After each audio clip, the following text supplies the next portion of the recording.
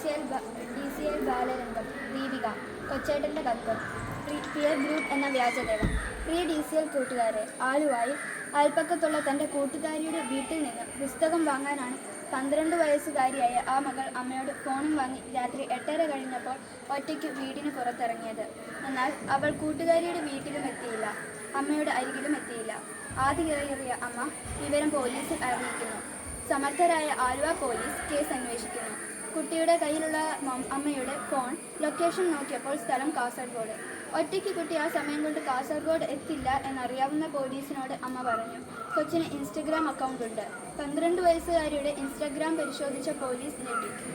ചെറായി ബീച്ചിൽ ഐസ്ക്രീം കച്ചവടം നടത്തുന്ന 26 വയസ്സുള്ള കൊല്ലംകാരനുമായി 12കാരിയുടെ ചാറ്റിംഗ് കണ്ട പോലീസ് പോലും അന്തം വിട്ടു. ജാഗ്രതയോടെ കുട്ടിയെ കണ്ടെത്താൻ ആലുവ പോലീസ് സ്വന്തം വാഹനത്തിൽ യാത്ര ആരംഭിച്ചു.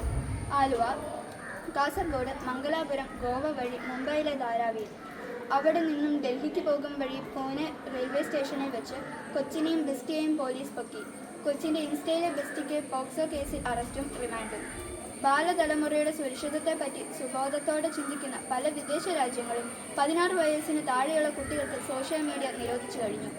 Australia, Brazil, UK, Indonesia, Malaysia തുടങ്ങിയ രാജ്യങ്ങൾ 2025 മുതൽ കുട്ടികളുടെ ഓൺലൈൻ ഉപയോഗം, സ്ക്രീൻ ടൈം, സോഷ്യൽ മീഡിയ അക്കൗണ്ടുകൾ എന്നിവ പരിശോധിക്കുകയും നിരോധിക്കുകയും ചെയ്തു കഴിഞ്ഞു.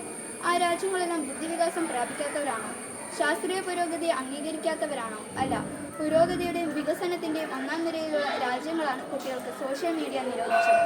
പ്രിയ കൂട്ടുകാരെ, ഈ അടുത്ത കാലത്തെ ചില കൂട്ടുകാരുടെ സ്വഭാവവും പെരുമാറ്റവും മാതാപിതാക്കളെയും മുതിർന്നവരെയും ഏറെ ആകുലചിത്തരാക്കുന്നുണ്ട്.